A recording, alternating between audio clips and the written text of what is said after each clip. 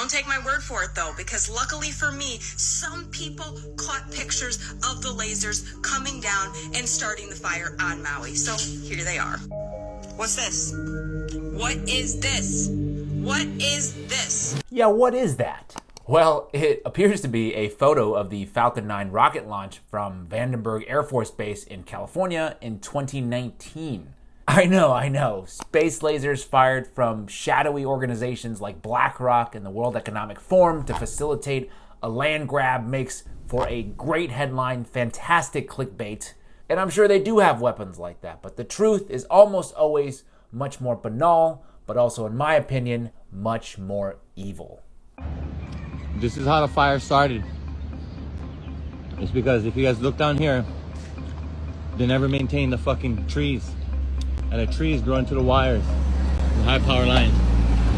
That's right, many wildfires in the United States occur when poles owned by utilities or other structures carrying power lines are blown down, or when branches or other objects land on power lines and cause them to produce high energy flashes of electricity that can start fires. The question we have to ask today is, was this an act of God, or was there gross negligence and imprudence on the part of the utility company? Maui Electric, the company that supplies power to the island of Maui, is owned by Hawaiian Electric Industries, a publicly traded utility in large part controlled by BlackRock, Vanguard, State Street, etc., the big institutional asset managers, no surprise there. But once again, this isn't the conspiracy. In my opinion, there is no need for this kind of coordinated attacks in terms of lasers or direct energy weapons, when the real conspiracy is much more systematic and pervasive.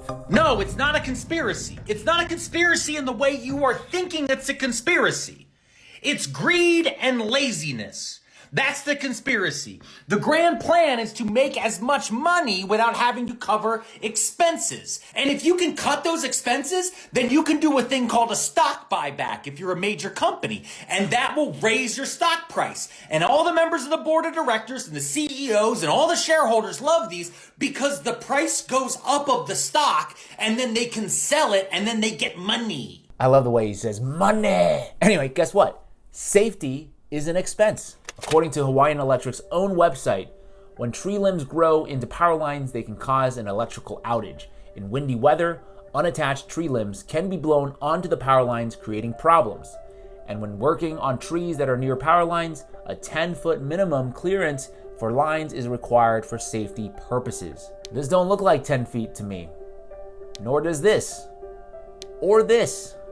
Hawaiian Electric, in a regulatory filing last year, detailed measures aimed at reducing the risk of its equipment causing fires. Among other things, the filing said that the company was hardening poles to withstand high winds and cutting back vegetation, noting that Lahaina was a priority area. But such measures can take time to complete and be very expensive.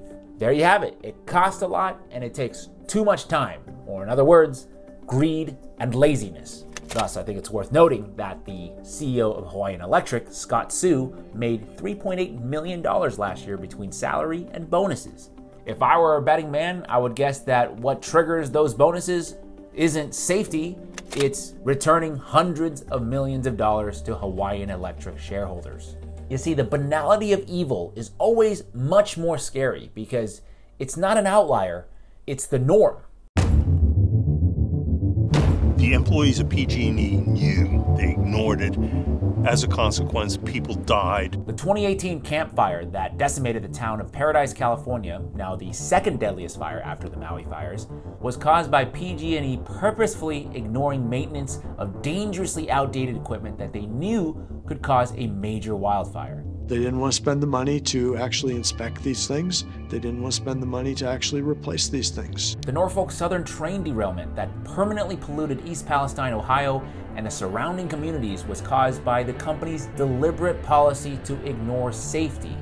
The two deadly Boeing 737 MAX crashes that killed 346 people a few years ago were due to Boeing executives reportedly rejecting a safety system because it was too expensive.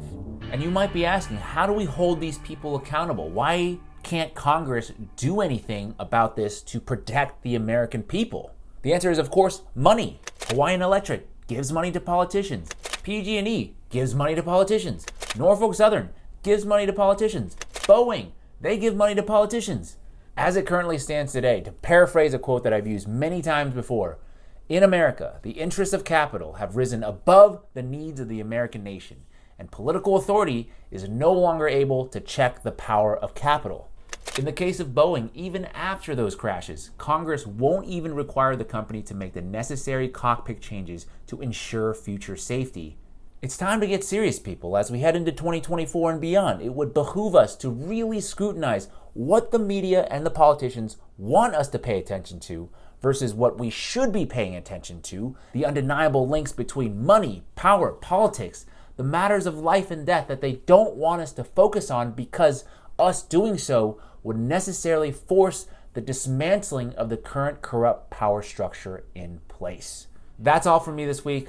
Obviously, let's stand together with the people of Maui in these devastating times, but also let's stay vigilant of the shenanigans that are almost certain to come.